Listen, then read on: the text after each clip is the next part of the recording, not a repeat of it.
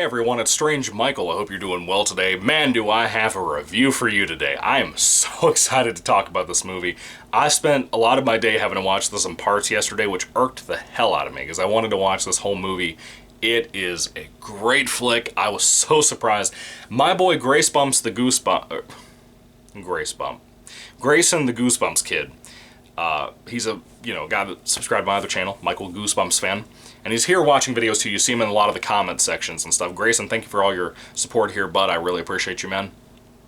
Grayson had recommended some New Year's types of movies for me to review for the channel. Of course, I have some other ones I still want to talk about, like Krampus. I still want to watch Krampus and talk about it. I'm about halfway through that right now. I've been too busy to be able to finish it up. And I've been reading some books here lately too. So I've been a little busy, like I said. Some other work stuff going on.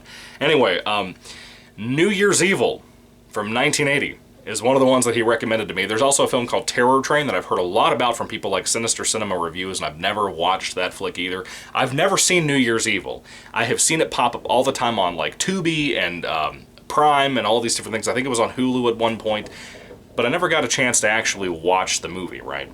And I've wanted to see it. I like slasher flicks. I grew up on slasher flicks. Michael Myers, Friday the 13th, Jason Voorhees, and all them. All that stuff that I grew up on that I love to death. I just never saw this. It didn't seem important to me.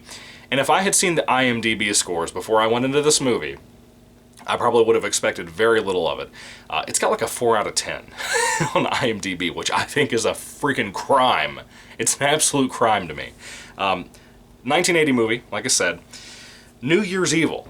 It is absolutely fantastic. I cannot believe people do not love this movie. I cannot believe it's not held in high regard. I would honestly buy a copy of this. This is one of those movies that even though I'm filtering through my physical media collection, I would probably buy this because it's great. It's a great flick. I cannot believe how good this was. It was free to watch on Prime, so I was super stoked about that. Didn't have to pay for it. It was a great flick for once on Prime Video. It's amazing. I genuinely loved this, everything about it. I cannot wait to talk more about this. Anyway, kind of starting off with the main character. We have a character that's nicknamed Blaze, who has kind of a radio show, kind of a TV show type of thing. Not so much like an Elvira type of thing, but she's just like a music person. She's not like a musician or anything, just like a radio host, like I said. And she's hosting a New Year's Eve party type of thing, kind of like you see with like Dick Clark's New Year's Jam and whatever it's called. The stuff that I usually watch is Dick Clark's until he passed away. So she's doing a show kind of like that, and they have a lot of people out there dancing to new wave music of all things. I love new wave music. I'm a fan of new wave 80s flicks, or not flicks, music. I love stuff like that, and it's great. I did not expect that, nor did I expect the amazing music in this movie. I mean, we're talking great music. It was fantastic. It brings so much life to this movie. And you kind of have the one song played like 3 different times in the movie. But there were some other ones in here that are involved too that are great, whether it just be kind of a background little music to kind of keep the tension going, or if it's the actual bands that are playing in the movie. I don't know if it's the real bands playing the songs or not, but I loved it. The music made this movie for me. It was so good and so enjoyable.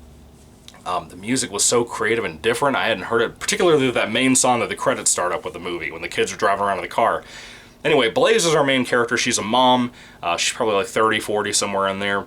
And her son recently got a part in a TV series, and he was trying to tell her about that, but she's kind of not a neglectful parent, but she doesn't really pay attention to her kid. I don't want to say neglectful, but he is older. He's in that teenage age of his life. I'm assuming he's supposed to be like somewhere between 16 and 18 years old.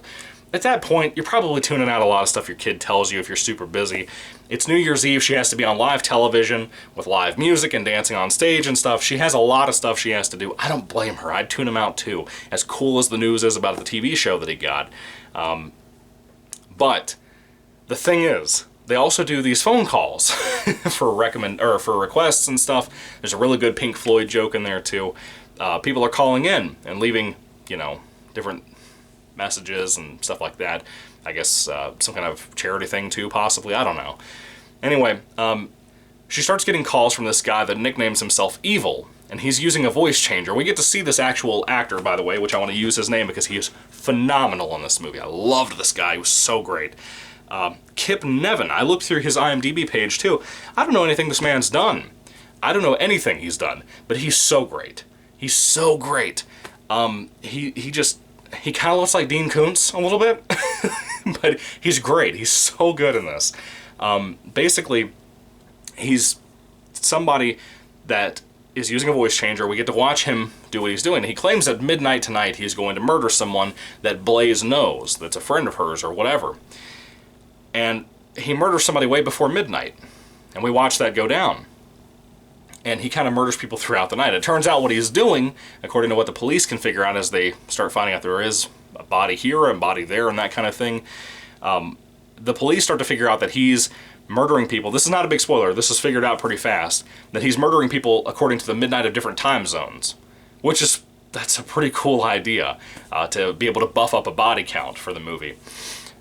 And then there was this amazing twist. Because as he goes around and murders people, this isn't the twist, but as he goes around and murders people, he's also changing his disguise and what he's driving and different things like that. And his whole demeanor changes, dude.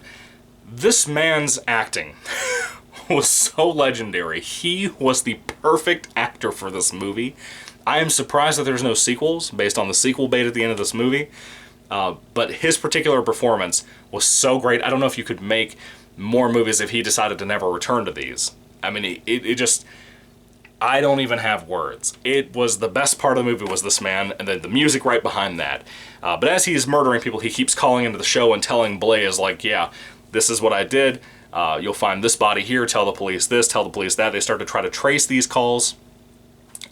It's fantastic. It is such a great flick. It's like an hour and 20 minutes, and it zooms by because you're so engaged with it.